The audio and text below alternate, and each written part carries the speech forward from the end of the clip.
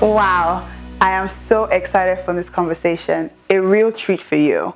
Today, I'm in conversation with not just one, not two, but three literary powerhouses. Tolu Adesina, a project manager and debut author. Tola Okogwu, a journalist, hair blogger, and author of children's books.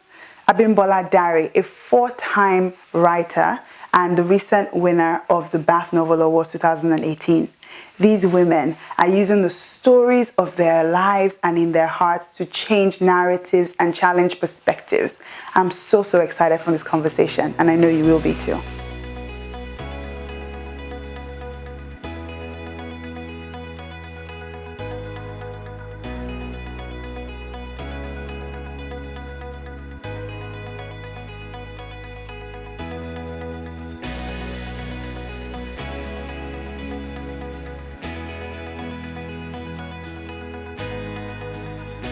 Welcome to viSHEbility, a show that spotlights the marketplace successes of women of color in the UK. And today, I have a fantastic show. I'm already smiling. I can't even keep it to myself.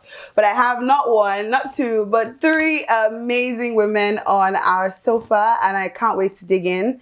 So we have got these women who are using the stories in their hearts and the stories of their lives to change narratives and change perspectives in this country and globally. I really can't wait to dig in. But we've got Abimbola Daré, who is a four-time writer in an area she calls fiction with intention. The fiction with intention, right? And she's going to tell us exactly what that means in a few minutes. Tolu Adesina. I had to pause and take that in. I can't believe she's here. Love her. One of my best friends, who is a debut writer of another book called In the Vault, which we're going to talk about. And Tola Okogwu, a journalist, author, and hair coach, who has also written a few books on called the Daddy Do My Hair series, which is a children's fiction book, but with great purpose behind it. So welcome, ladies. Thank you.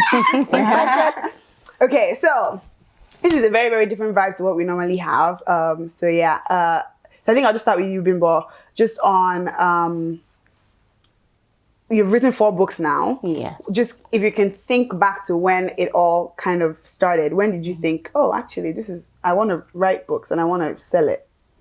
I started as a blogger, actually. Okay. So I had a blog called Bimbilat's blog, a combination of my first name and my maiden name. I remember reading those. And I had a large followership. I had a lot of people reading it. But then I got married and I was pregnant, and I don't know whether it was a pregnancy hormones or whatever. But I felt like I was losing purpose. I felt like the blog wasn't doing anything to anyone. Right. And even though people loved it and they were laughing after reading it, but I thought I was put on earth to do more than just make people laugh. And some people are put on earth to do just that. But I felt something was missing in my life. And was the blog with the same genre as what you're writing? It was just about my life. It was just my life coming to the UK from Nigeria as an immigrant. But I made it very real. There was no airs or anything about it. It was my life as an immigrant trying to work and study and all that.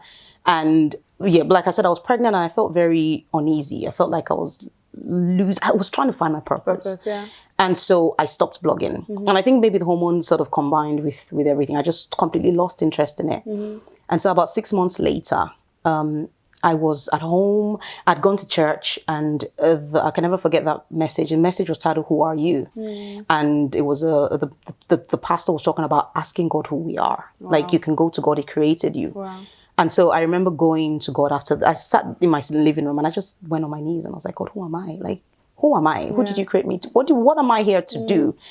And I did that for about 2-3 days, like constantly, like crying, kind of intense. And then afterwards, I just heard, what's in your hands, like clearly. And I was like, my hands, what's there? I didn't know. I was really looking at my hands, like, what? And it just hit me. You're writing, you write. And I was like, but I don't want to blog. And then he said, write stories. And so I went back to the blog because that's all I knew. And I started fiction, the small print, which became small print. I serialized it. So I started with just an idea of a guy who wanted to, marry a woman for visa, because that was very popular then. I wasn't a British citizen then, and everyone was getting married. So I was like, let me just start a story. But that really, really picked up. Everyone was waiting. That even picked up more than my blog. People were now like, what's the next story? And so about 6 or 7 chapters, no more than that, into it, I thought, you know what, I need to stop this now and actually make it a book. And that was it. Yeah. And I released my first book, and I've never looked back. That was when I first read about you, like reading the small print. I never really read the blog before that, but I read the blog after the fact. But I was small print, and I was just like, oh, this is really cool. And then when I found out it was a book, I was like, oh my God, first book on Kindle. I was like, oh my God, I love her. And then the next one, and the next one, I was like, oh my God, I love her. Okay, great. So Tola, just coming to you on Daddy Do My Hair. And I remember reading your work when you started blogging about hair and your natural hair growth. And not now in the context that you do it now, but in a different context before. Just kind of doing the big chop, growing from there and doing different things. And you also blogged about a lot of things, weight loss, a bunch of different things. And then suddenly it was like, oh, Daddy Do My Hair. And I was like, okay, where did that come from? My story is actually not too dissimilar for Abimbola's because when I wrote the blog and I started the blog, and that happened as a result of me taking better care of my hair and people asking me questions. Oh, how did you do this? How are you achieving that? All that kind of stuff. And my husband, who's been the key bit of every part in terms of pushing me to the next step, was like, well, why don't you write? Why don't you do a blog? So that started, and I did it for a while, and it was picking up steam. I was getting followers. And then once again, I got pregnant with my first child. And I just, whether it was just being wrapped up in that, I just felt like I had nothing to say. And I started forcing it at first. But people can tell, and even you can tell. So I almost lost interest in the blog, and so I just wrote nothing for a long time. And then when I had my first child, I love reading. I'm an avid reader. Both my girls had their first library card at 6 months old. Oh, wow. So I would go to library at least once a week. So for me, it's really important, and I wanted to instill that love in them. But I wanted the content to be diverse because I really felt growing up in this country, I was missing from the narrative. And I think children learn predominantly from reading, whether it be fiction or non-fiction. That's how they learn about the world. And when we're missing in that narrative, that adds to that sense of otherness that surrounds us. Children need to see themselves in the content they consume, but other children need to see people like us because that's how you normalize different cultures and people. So I struggled to find that content for my child. Most of it was from America, and I had to order it online. And so I was complaining bitterly to my husband. Once again, he's like, well, why didn't you do something about it? Yeah, you're right. I know your husband. I don't really that's always his MO. Why don't you do something about it? Don't just complain. Basically. So I was like, okay. And it was the first time I thought about, okay, I could write a book. And I'd always thought a book, it would be an adult book rather than a children's book. So that's when the seed was planted. But it wasn't until I was online and I saw a picture of, and it was an illustration of a father, black father doing his daughter's hair. And the words, Daddy Do My Hair, popped into my head. Oh, wow. And for me, it resonated because my husband had to learn to do our first child's hair. And when that kind of happened, it was like, wow, that's powerful. Not just the imagery of, black father and a child. It's that positivity. It's a father sewing into his daughter. It's a thing that is so connected to who we are, our hair. You can't really separate.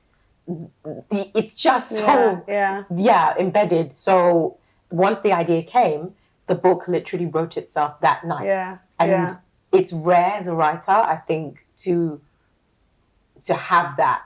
Because I've been waiting for a long time for inspiration, but once it came, and I do believe it was divinely inspired because I'm currently writing a YA book that I've been trying to write for 4 years, and so I know it's not usually that easy. And once it came, it was just literally, and it was rhyme as well, which is another thing that's not easy to do. But it just flowed out of me, and I think that knowing the way it happened really embedded in me that this story had a purpose.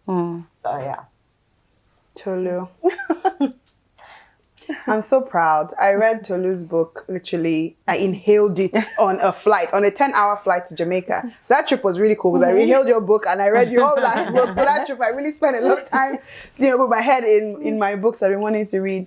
But it just felt like every page, I was like, oh my God, oh my God, oh my God, oh my God. Tell us, just share with us how, I know there's so much has happened to lead you to the book. But the moment when you decided, actually, I'm going to write about this, and I think this is actually something for someone else. I never made that decision. I never decided I was going to write a non-fiction book. I've always seen myself as a storyteller. I grew up telling stories. I used to have a blog, and I've always just been into creating versus exposing myself, which is how I see non-fiction. I've been corrected, but I still feel it's very exposing. So the story actually started with me getting an idea. It was, I think, September last year. I had met a guy and he had really challenged me, and I had thought, oh my God, this is it. This must be husband material. And he turned out to be emotionally unavailable.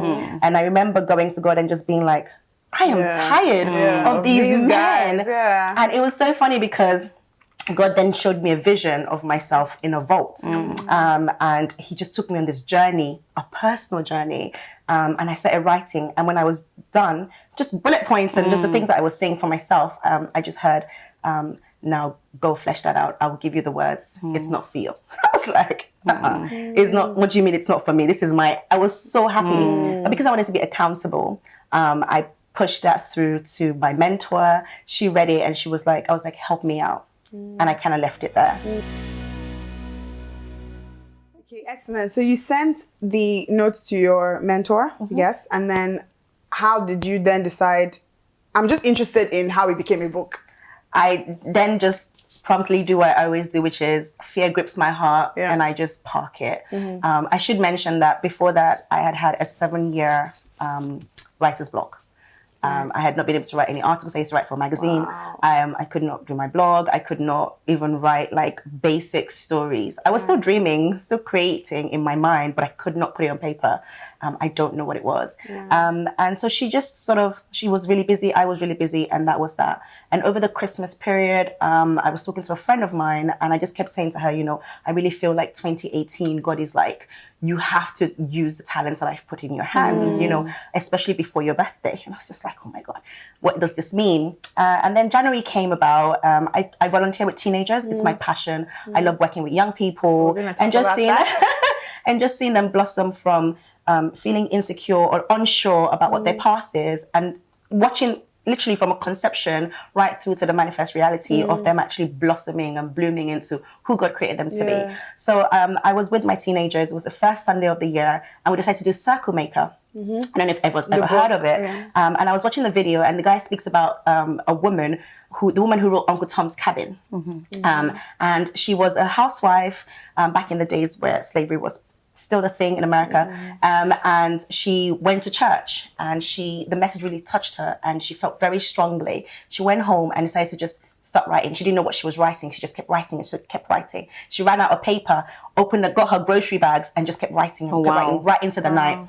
And when she finished, this book is the book that they credit as the reason why Abraham Lincoln started talking about ending slavery. So they call her the little lady who ended slavery, because this book landed on Abraham Lincoln's desk. He read it and felt propelled to do something about what the woman was saying. I remember that story just really touching my heart. I was just like, God, give me a message that can change the world. That was all I asked for. And the following Monday, I was at work. I work quite late sometimes. It was about 9 p.m. I was about to jump on a call. And I just felt a very strong urge to write. But I didn't know what I was going to write. And I've had writer's block for a long time. So it's a fear of mine at this point to even try to write. But I opened up Word and I just thought, I'm going to write something. And I wrote that night two what I called articles, just little funny stories, but from my experiences, from my life, just basically the things that I would reflect on. And literally that's how it all started. Before I knew it, I sent it to a friend of mine because I was so insecure about my writing at this point, having not written for so long. She read it the next morning on her way to work, about 8 a.m. She just pinged me and she was just like, oh my God, you finally started writing your book. I was like, what are you talking about? Thinking, and she sat on my bum and I wrote the book in 7 days, and she literally sat on my bum till I wrote it. I would wake up in the middle of the night and I would just have to write. I didn't have a plan. I didn't have a message in my mind, but I knew that God was taking me on a journey to help, on a journey for me to understand how things start from the turning pain into purpose. But it starts from an occasion that you might not have joined together yet, and it ends with him using that for his glory. But it might sound very Christianese or very religious. Please don't think of it like that. Think of it outside of that. Think of it as you are so unique for a reason. Why do we have fingerprints? It's because we're supposed to touch this world in its own special way. He's preaching. So that was literally how it all came together. And before I knew it, I wrote it back to front to back, middle first.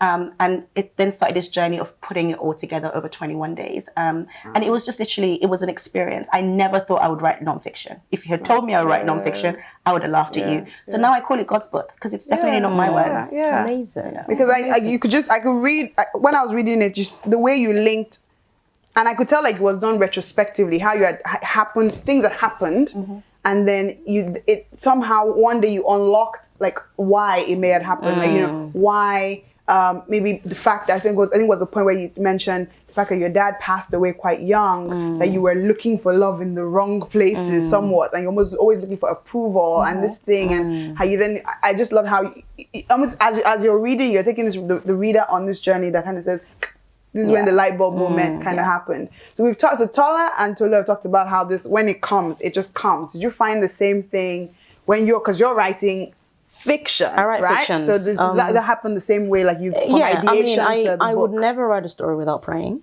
Right. I would never write a story without really, really thinking about it. There are times like When Broken Chords Sing is a book on domestic violence. And I was working on the sequel to The Small Print when I felt that I needed to write about domestic violence in the church, about how the church sort of treats women or men, especially women, because the women suffer it more. But were there live situations around you? So what I did was obviously I knew stories from when I was growing up, but what I did was, as usual, what I do is I go online and I try and read stories of women that have been through it. And once I had read a few, I think that was the book I wrote in the shortest possible time. I wrote that in 3 months. But I write my books for a while. And that's because many of my books sort of have a lot of twists. And so you can't release a book that has twists and stuff without joining them all together. And I also have different things I do in my life. So I write when I can. It's usually weekends. But with the When Broken Chords Sing, that story, once I started, the first sentence, like I didn't stop. I just kept going. But the others have had moments where the Accidental Wife and The Last Wedding Anniversary, those 2 books, they were one book, and then I sent it to my publisher, and she replied and said, I love it, but it's too much. So can you cut out 40,000 words? Whoa. And I remember standing in the kitchen and just crying, because like, how am I gonna cut out, what am I going to do with the story? So I had to cut out 40,000 words. And any writer will tell you never delete anything. So I cut out 40,000 words, and then I had to make up the end of The Last Wedding Anniversary for the publisher, sent it to them, they accepted it. And then I was left with The Accidental Wife, which wasn't The Accidental Wife then. I remember standing in the kitchen and crying and thinking, what am I going to do with this? And I just heard, finish it.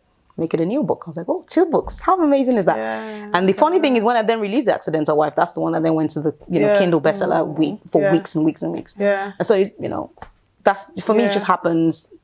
I think it depends on the story I'm working on. But you do something quite interesting, that you always bring your readers in almost via like a blog. Because I've read, at least I think I read Accidental Wife almost as a story of sorts. I put that on. In fact, that was the first time I was doing that after a long time. And that was because I wanted to be accountable. I wanted to finish it. So I thought, if I do that, and again, I think there's also a part of me that was thinking, am I good enough?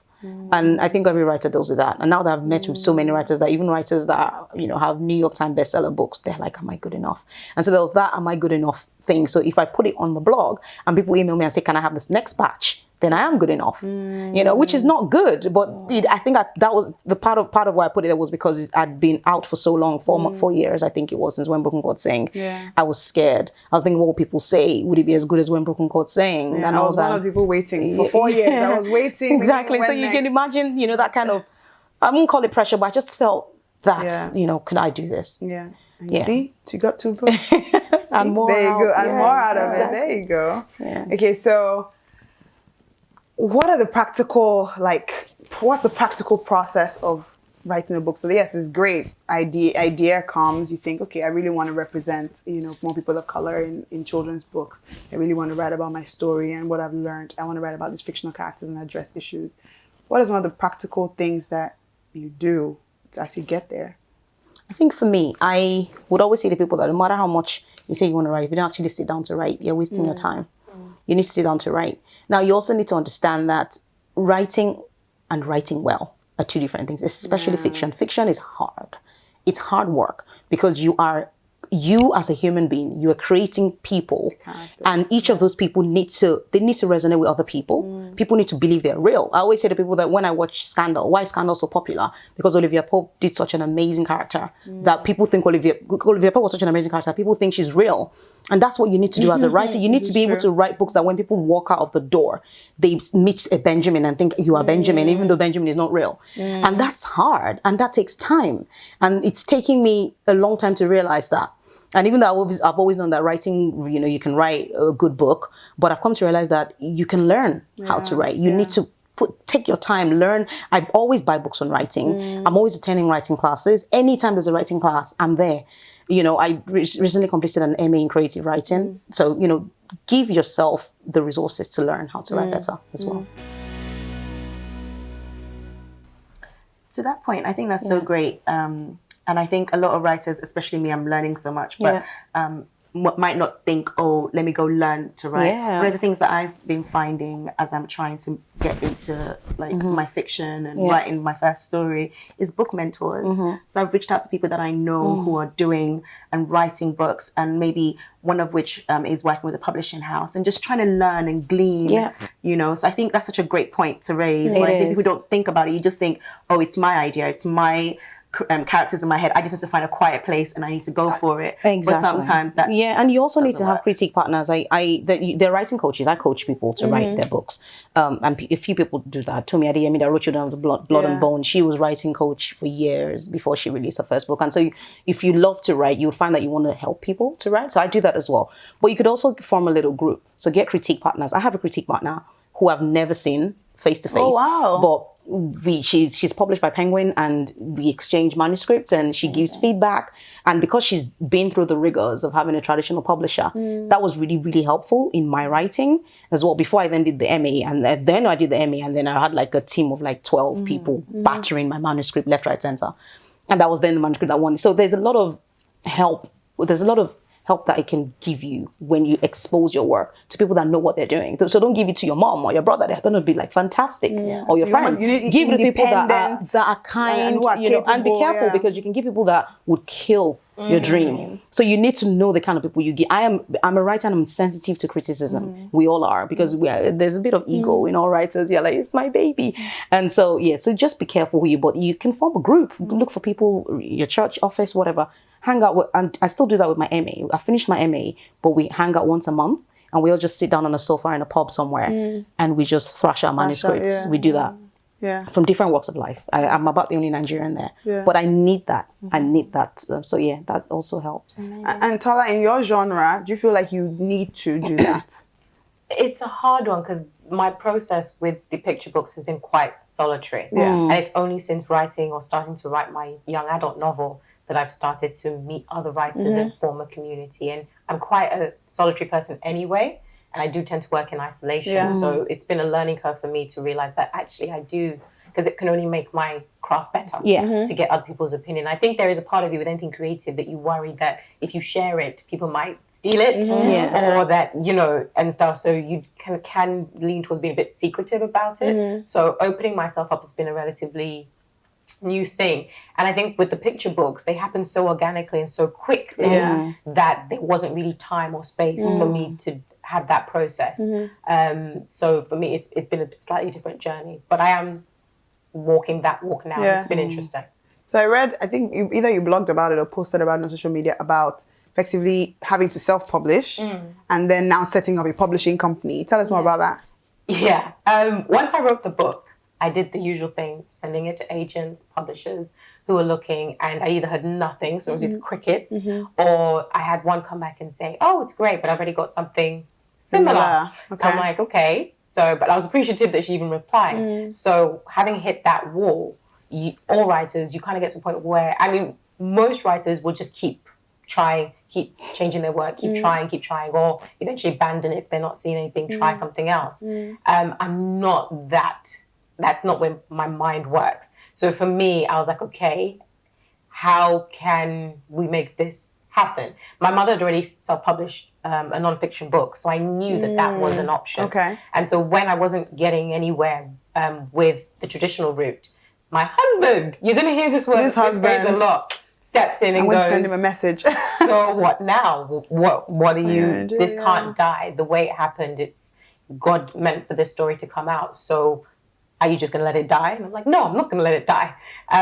So it was just, literally was God, because I ended up having a conversation with my mother and discovered that she wanted to publish more books. She had an autumn biography in her that she wanted to bring out. So we were like, well, let's do this. Let's start a publishing company. Let's do it properly. And I think because I had finally, after many years of wondering what am I supposed to do, just living without purpose and finally almost stumbling into what my purpose was, I was excited and I knew I wanted to do it properly. So self-publishing for us became, okay, it's a business. There's the creative side of it where we're writing, but the actual publishing side of it needs to be business. So we set up a limited company because we looked at, okay, getting a company to do the self-publishing for us. And it doesn't work. In fact, that's even vanity. Money. It is vanity press. It is vanity press. And I'd say to people that... once I did my research about it, it literally was vanity press with a different label. And that's what my mum had done the first time and learned a lot. It doesn't work. They promise you the world and they can't deliver. You shouldn't even do it. The publishing working, the way the industry works is so specific. You can't fake it. So in the end, we decided, let's just set up our own company. We'll do it all ourselves. And we actually run very much like a traditional publishing company. And God has been amazing. We've got a distributor. We have sales agents. That is the hardest part of self-publishing, the distribution part of things. And that's where the stronghold that the publishing companies have. So we've been really blessed in that regard, but it's still a hard slog. And the reviews as well. So with me, when I wrote all my books and I self-published them, I mean, when I sent out query letters, I remember when I started sending out query letters for the small print, like many agents didn't even look at it. In fact, it's funny, I had an agent that didn't look at the small print. What are query letters? So basically, when you want to write, when you want to get a publisher's attention, you need to go through someone called an agent. And an agent is like, there's like gold dust. They're so difficult to find. They're gateholders. It's unreal how tough it is. And they are. I know how tough it is because my friends that are writers have been through the whole stress. But you need to write a letter. It's like what's it? It's like an application letter. It is basically. But what gets them? So what you need to do is summarize your book. You go online and you will see form after form, blog after blog, what makes the perfect query letter. Because you literally have 2 seconds to capture an agent's attention or less. And before they decide, am I going to read the sample you sent in? They have about 500 letters a week or whatever it is. It's ridiculous. And everyone wants to write. Everyone has a story. So the agent is responsible for what distribution? So the agent no. The agent is responsible for managing your career. They will help you with your book, and they'll help you connect you to a publisher, and they will help you negotiate deals and films and stuff. So basically, like an it's agent, like a talent manager. Movie star. It is. Get to a publisher without an agent. Traditional publishers will not take independent. Publishers seek work. So they send out to all the agents that they usually work with. Say, we're looking for this, we're looking for this, we're looking for that. What have you got? And then the agent will. They also the ones who will negotiate your fee with the publishing your contract. So they sort of manage the finance side of your career. They also help you clean up your book. They're everything. And they're also like, when I was speaking to my agent, she's like your husband, because she holds your hands when things, because it can be such an emotional thing. There are going to be rejections at some point, so your agent will be there to hold your hand and say, cry, write another book, so they're there for you hopefully throughout your entire career. So do you have an agent? I do have an agent. Okay. Now. And at what point in your writing journey did you get one? It was after I won the Bath Novel Award. Wow. So my agent, that's like this year. Yes. So you can imagine my agent was the judge. Wow. Yeah, so that's how it happened. That was just God. So she was the judge, and she's a really top London agent. And so I did not even, when you look online and you see her and you're like, please just move. Let's look at other people. So I didn't even look. And she judged the competition, and she was like, I've got to have her, whoever she is. Because she didn't know who I was. The Bath Novel so the Bath Novel Award is, and I would recommend it to everyone. Like, it's an international competition that is run by this amazing woman and her team of amazing readers. I think she has about 20 readers. And they do the children's competition, so YA and children's books, and then the adult one as well, so for adult books. And they run it every year. They've been running it for the last 7 years. And they have an amazing reputation because they judge the competition so strictly. It's completely blind. And for each manuscript to pass through it, to the next stage, you have about, 20 people read it. And then they need to vote. And then they vote, and then you move on to the next stage like that. And then I entered it on the last day. It closed on the 30th of April. And I remember because I'd racked up so many rejections on the book I was working on. And I remember I was crying that night. And I was about to sleep, and I just felt like a tap. Tell our viewers what you call your little rejection box. I call it Journey to Greatness. So it's a folder called Journey to Greatness. And I called it, Journey to Greatness, it will happen. So I have that. And I had so many rejection letters in there. Wow. And so then I was about to sleep, and I had felt like a tap. And it was like the Holy Spirit saying to me that this competition was going to close. So I entered it around 10:30. Wow. And I just went. And I did not honestly think in this world. But did you know what you were going to submit? Yeah, the manuscript I'd worked on. So it was my manuscript. But you didn't work on the manuscript for... No, I was just writing it. I was just writing a book. So Tola, Penguin right now. You were recently shortlisted for that program. Yeah. Tell us a bit more about what that is. It's an initiative run by Penguin Random House where they're seeking to increase the underrepresented voices in the publishing industry because they recognize there's an issue there. So they've been doing, I think this is the 3rd or 4th year. And each year they ask writers from a BAME background to submit their work. Then they accept, so I think this year out of 1,700, 200 of us were selected, and we go to workshops across England. So I went to the one in Liverpool, and it's just a day where you get to meet people within the industry, writers that have been through the process. And it's actually Penguin, the idea is they shortlist it right down to then 10 mentees who are mentored over, say, a period of a year, with the idea of getting their manuscript to the point where it can be picked up by them, or if not, other publishing companies. So I got as far as the workshop. But it was an amazing experience. It was an opportunity to pick the brains of people within the industry. It was an opportunity to have my manuscript be read and critiqued by actual working editors within Penguin. And it was so validating as well, because it said to me that, yes, I can write. There's skill there. Absolutely. And the idea as well behind my book is something that is not only good, but others would be interested in. So it really lit a fire under me. Because I've been working on this book for 4 years and written very little. And in the last 2 months of going through the process with right now, I've gotten almost 10,000 words. Oh, awesome. So it's, I'm very conscious that I need to get this book done. And over the... And it's good that you say that, because for me as well, getting into competitions as well, it wasn't something I was ever going to do. So many people think, why should, what's the point? But it's really necessary. And in Nigeria, especially people that live in Nigeria, Koramo, who is my publisher, they run a Koramo's Writers Prize. I think Okada Books as well ran a competition. So if you can get into competitions, it's worth, you never know what's going to happen. So is it more about selling your book, or is it more about it's just about it's validity, like you said, validation. Like I said, when I wrote my book, I did not expect to get even looked at, and then I got longlisted, and then shortlisted, and then I won. Getting into competitions, I think, like you said, is really, really useful. One, you never know. Two, it helps you to, even if you don't win, even if you don't get longlisted. I read somebody's blog where she was like, I did not get longlisted this year, but it helped me to finish my book because I was working to a deadline. I was working to a deadline, and there are people that need it. I'm one of those. So having that pressure of I've got to get this. Just for that. And would you say like writers should already be further along in their writing career before they explore the BAFTA Novel Awards or YA? I don't think so. I really don't think so. Was it Tommy Adeyemi that wrote you on Blood and Bone? I'm not sure what manuscript this was. I think it was maybe her second. I can't remember her story.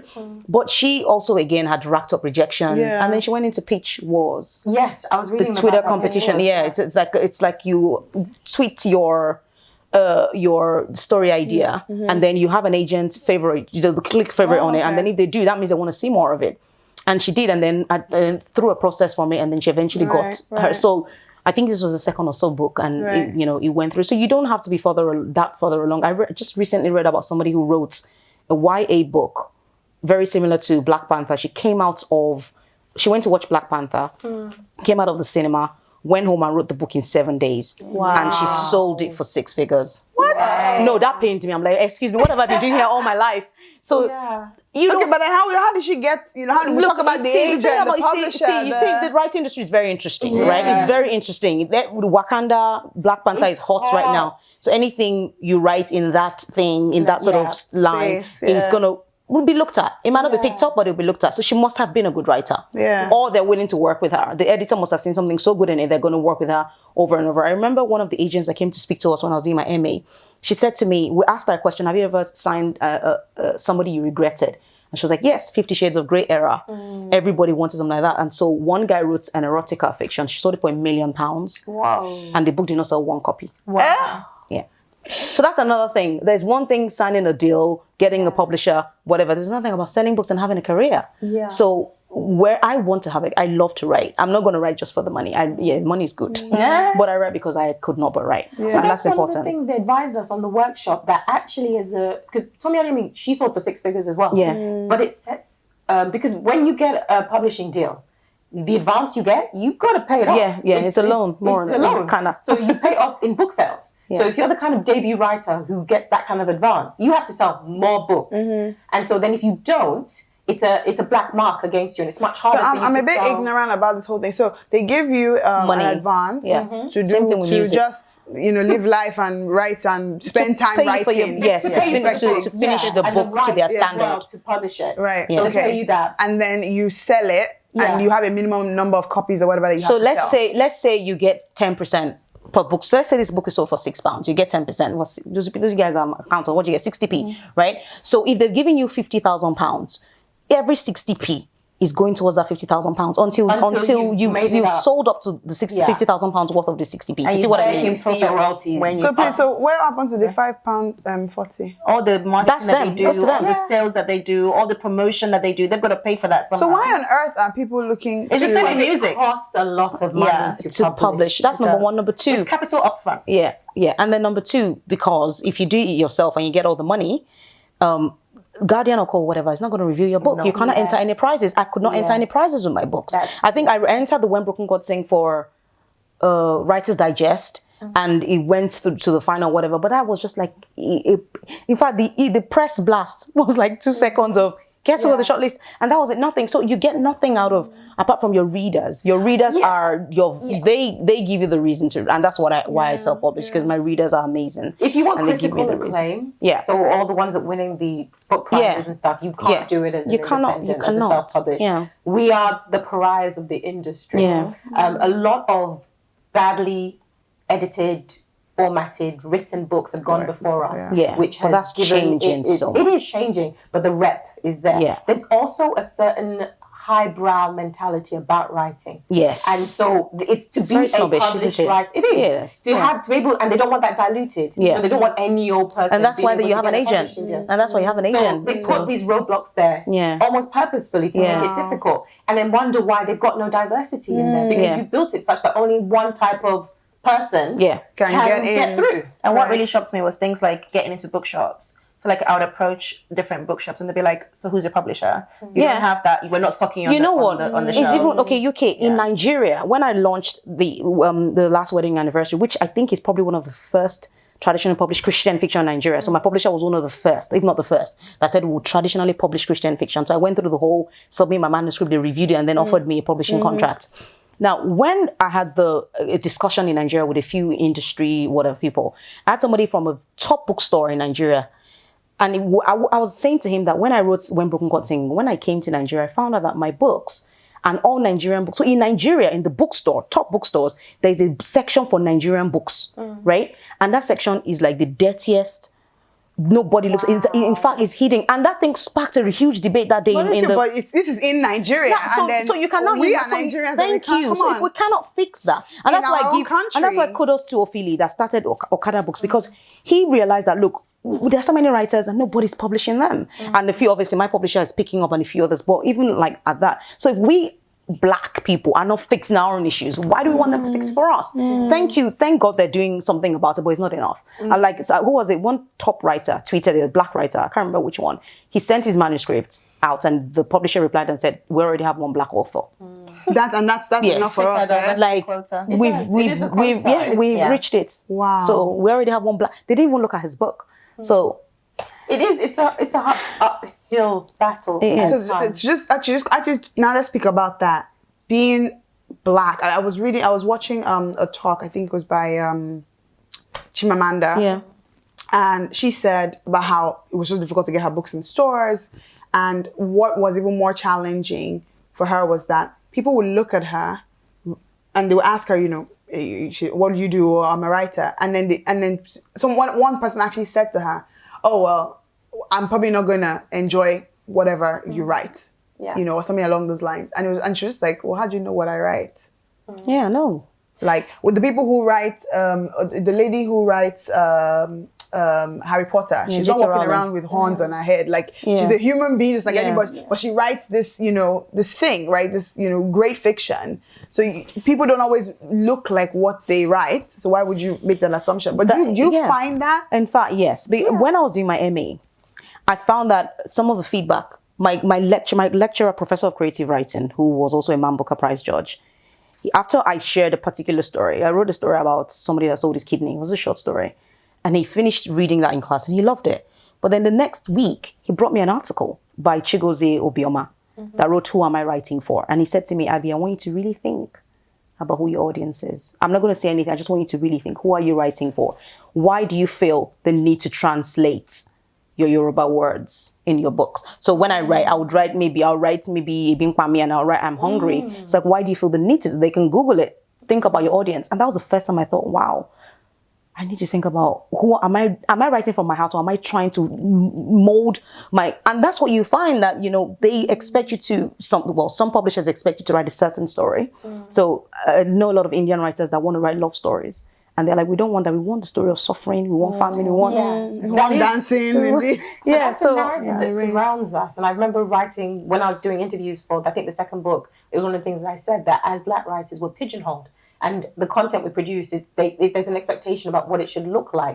So then when you walk into, as you said, a bookshop, they do expect that it's either going to be about race, about our suffering, all those things, as opposed to just our experience, our daily living. And it's so funny because it's Black History Month. And my daughter's school, I went in to find out, okay, what you're doing about it. They said they wanted parental help. They're like, oh yes, we're going to use Hand Surprise this year.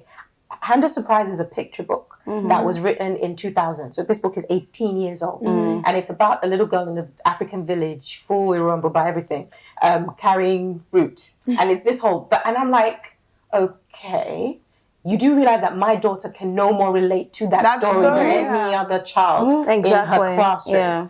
So but it's this same kind of, it's just the stereotypes, it just perpetuates itself and it makes it so much harder for us. But I do think that there is a shift happening.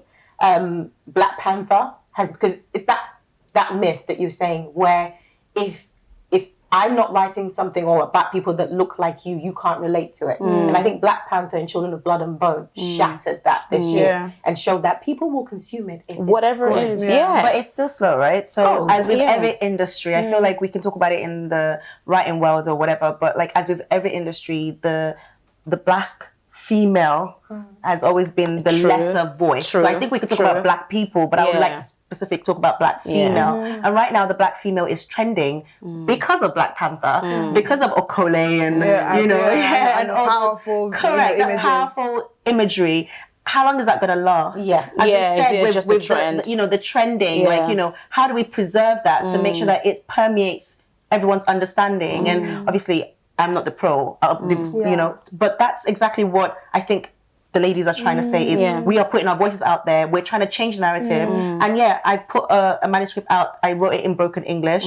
Go figure out what that means. Yeah, I mean, read it. I didn't even care. You know when you're like, I really... I was like, look, it's broken English. What can happen? Yeah. What's that can happen? And but because the reason, part of why I actually thought, maybe they could understand it. I really was worried when I wrote that. But when I shared it in class, and everyone was like, I like it. I'm like, really? You get it? Like, we get it. It's English. Like, what's the problem? It's just from the character's point of view, she cannot speak English, so she has to write but it was just, I didn't write it because of anything. I wrote it because it's a story I wanted to tell. End of conversation. That's the only reason why I wrote that book. And it is where it is. I guess I couldn't have self-published it, to be fair. So, you know. That is actually shocking, like surprising that you go like all the way to that side. Yeah, I know. I didn't even think I was finished. And that's what now wins the award, yeah, right? because the professor of creative writing now, he was my supervisor that year, and he asked, I had to submit 3,000 words for him to review my dissertation. So I had nothing to write, and I just thought, okay, you know what, let me just knock something up. And Broken English came to my mind, and I wrote it. But my plan was to write that point of view of that character, and then proper English in another character. So two people. But when I went to show it to him, he was like, Abby, do not put in the second point of view. It's just going to be too jarring. Can you do another 3,000 words? And it now became a 3,003. So you should do that with your book. Can you just do another?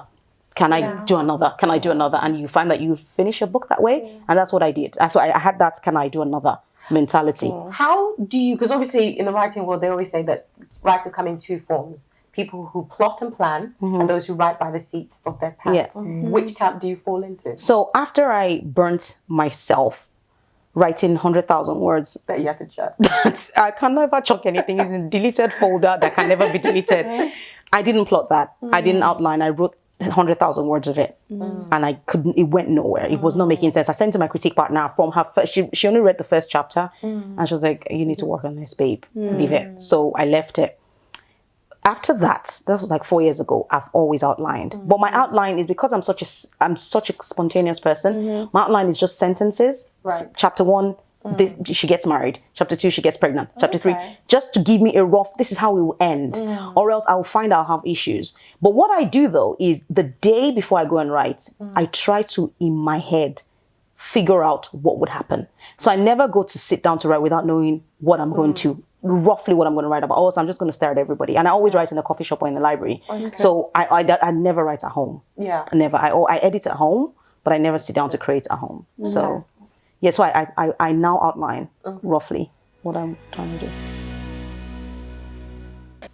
So I'm interested to know how you guys fit all of this in to like day jobs, and you know, because you work for a publishing house. Tolu, you work for a finance company, very, very busy in life for sure. You know, Tola, I know for the most part you work for yourself, but you have other pursuits and other things that you're involved in, and you're parenting, and you're running a home, and your husband is, you know, he's all over the place, superstar musician who does whatever he does and all of that. And like, how do you find time? How do you structure it? My life has changed a lot in the last 6 months, and I'm still getting to grips with finding balance. And I think it's that thing as women, and I've had this conversation so often, and there's a prevailing mentality or thought that we can have it all, and whether that's actually true. And Is it true? I think something will suffer. Something has to give. Yeah. I can't go 100% in being a parent and not pull back on the career, and vice versa. Yeah. Something has to draw back. I think once you realize that that's the balancing act you're going to play, it makes life a lot easier. I think the problems happen when you think you can do everything 100% of the time. Yeah. There will be repercussions. There will be costs. So for me, it's realize, and it's so weird because I'm now in a position where my career seems to be moving and finally kind of progressing, but I still have very young children. So I have to find that balance somehow. And so some things I can say yes to, some things I can't. I've got this story. I've finally got the push I need. And I literally just have to, I go to bed very late. Let's just put it that way. I go to bed very, very late. I remember speaking to you like one, and you were like, I'm actually working. I was like, oh my God. When the kids go to bed at 7 is when I start working. Because trying to do anything else at another time doesn't really work. And writing, I can't write in chops and kind of, it's just disjointed. It shows in my writing. So I now have relaxed to send, when a scene comes, I'll get my phone and I'll jot down. That's what I do. And then later I can go back and flesh it out. So I've just accepted that for this season, I just have to take the moments where I can, knowing that it'll calm down and I'll be able to, because right now, I think because my kids are so young, I have to prioritize. Then this is the phase where they're really developing the most. But it's a lot of late nights and you're exhausted and you don't know. But I think that is something that women, we are uniquely gifted to be able to juggle. But there is the guilt. I feel like, so my pastor always says you have to want it like you have to want it more than the pleasure of not doing it or something like that.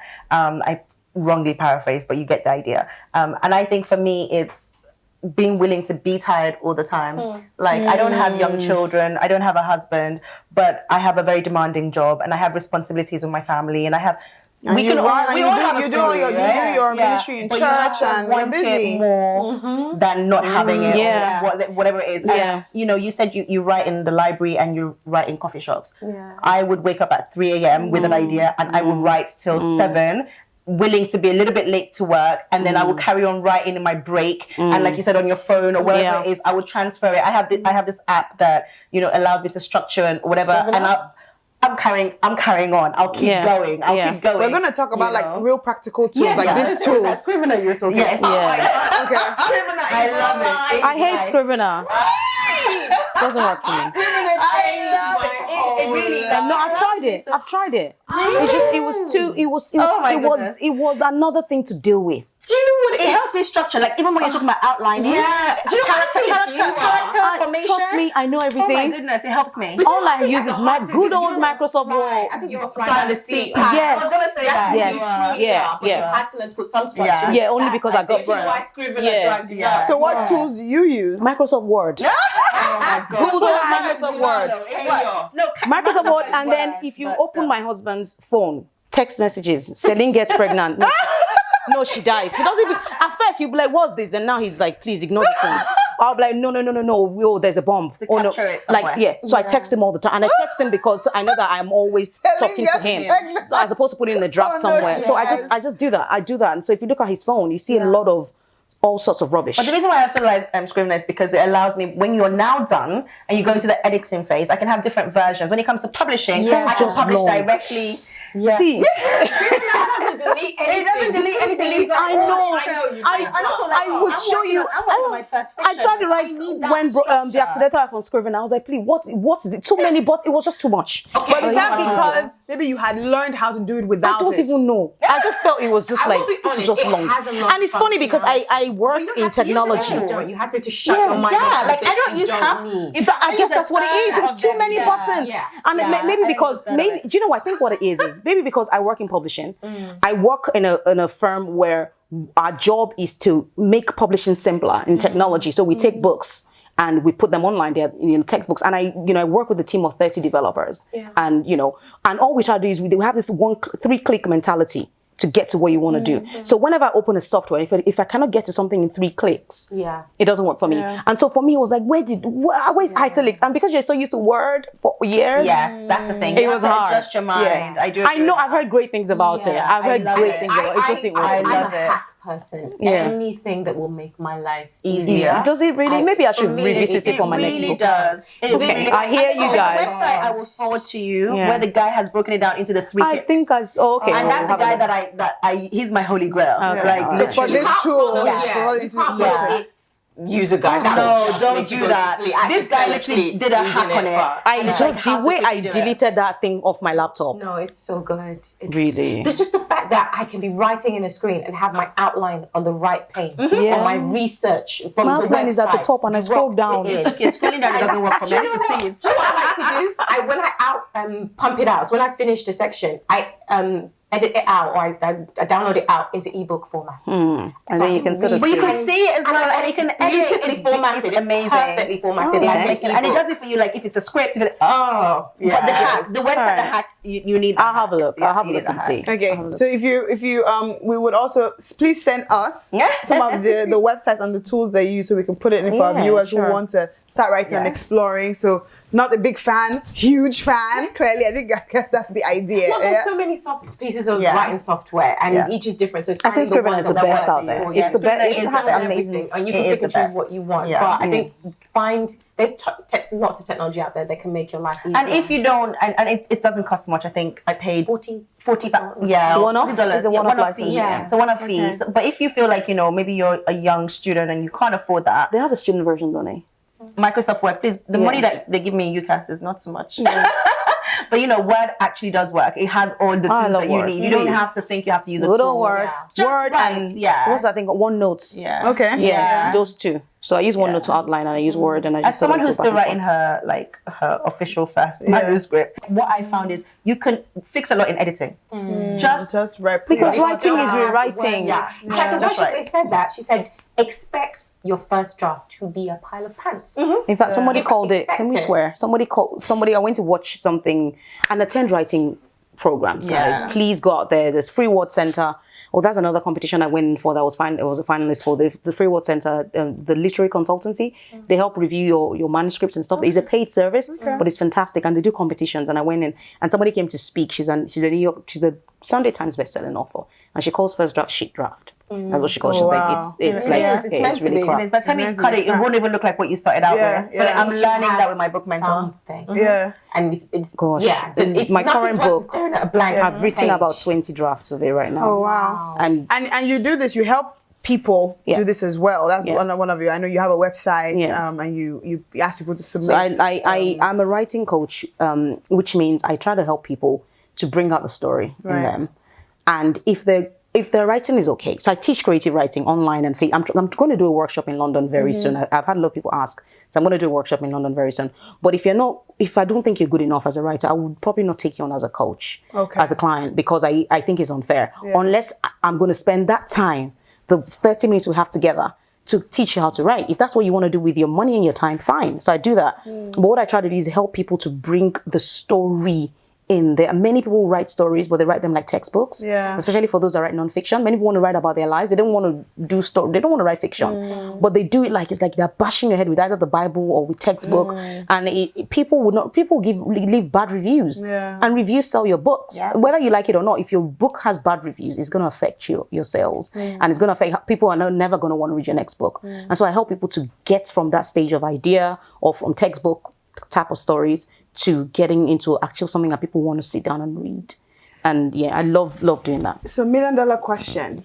Can you be a writer full time? Can you make money out of it? As Black women, are we at a point where we can actually do this full, or do we need a side gig, or we need to make this a side gig? Statistically, regardless of color, it's hard to make a living as a writer. Consistently.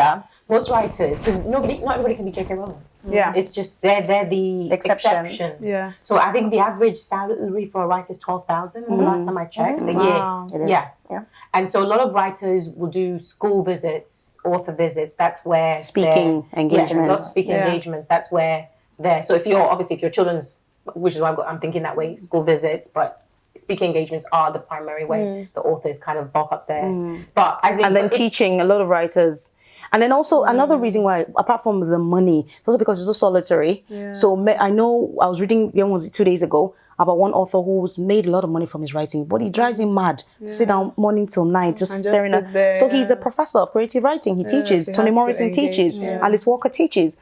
Chimamanda teaches. They all teach in different universities, so they do that as well. Sometimes for the money, as well as, and also because writing income, it fluctuates. So your first book might sell loads, and then the second book, people are like, what happened there? And they won't buy it. So you cannot. And also, now that I've gone on my MA, when we had a talk from somebody, the person was like, your writing would not get you a mortgage because you're like self-employed. And so where you would have a pay slip to buy a house, they don't care if you just got an advance because they know that it's not forever. So how are you going to sustain a house for 25 years? So it affects so apart from even just having the money, so you might have £200,000 in the bank, and if you want to get a mortgage for maybe £1 million, they won't want to give it to you because they're like, what happens next year? What if the publisher drops you? And that happens. I love like Lovey Ajayi. I don't know if you know her. I'm in love with her at the moment, her and Yvonne Orji. And their blog. On their podcast, Jesus and Jollof, she was talking about how she's a New York Times bestseller, but she always starts off with author and digital strategist. And I find that really interesting because it means that for her to sustain her lifestyle or whatever, even though she's got this huge profile and, Shonda Rhimes knows her name and Oprah knows her name, what she makes her money off of is going into businesses and teaching them to use social media. And for me, that's a nice way to encapsulate like what you've just asked, which is, can you really do this full time? Sure. But alongside with other things. And there are people that, like we said, Stephen King does it full time, but he's Stephen King. He's earned the right to do it. And then not only that, also I think he's and then again his personality suits that. So there's some writers that like me, I love people. So I can't. So even if I had, by God's grace, I had millions of pounds in my account, I cannot imagine waking up every day and just in the cafe Monday to Friday. Basically, you know, I would always teach. I would always, and that's why you call it fiction with intent. Yeah, right? exactly. There's a reason behind why you're writing versus I just want to write, make money, and stay at home. I want to write. I want to go talk to real people, touch their hands, walk through them with their journey, and I think that's just different. So we've talked so much about so many different things, and I love this conversation, but our audience are these young women who potentially want to explore writing as a career or even just picking up a pen and writing. So just to wrap up, what's that one thing when you think back to either your 16-year-old self, your 16-year-old sibling, your 16-year-old friend who's starting this journey that you have all been on? What would you advise? What's that one word of wisdom or one sentence of wisdom? I would say, just from my personal experience, it's okay if you haven't got it all figured out now and you don't know who you are, what you're supposed to do. Trust the journey, trust the process. I took the Israelites route, as I like to say about it, but I'm finding now that everything that I learned, every experience that I went through in that process has come in useful and has made the place I am now possible. So don't second guess it, just enjoy the ride. Yeah. For me, I would say your voice is valid. Like, you know, use your voice. You know, we would never know what you have deposited in you till you use your voice. We're all unique. We all have that little zhuzh. You know, bring out your sauce. Let's hear it. I think my 9-year-old is writing her first book, and what I always say to her is pick up that laptop and go and write. So there's a spare laptop at home. When she's watching TV, YouTube, I'm like, stop that, pick up the laptop. And that's how she's been able to get from 0 to, I think she's about 1,000 words in. Wow. Yeah, so just write it. So such great advice. I wrote, I read a quote once that says, your diary is for you, but the book that you write is for someone else. So go out there, think about the someone else that you're writing for, and just write that book. Thank you to our guests for joining us. Thank you for having us.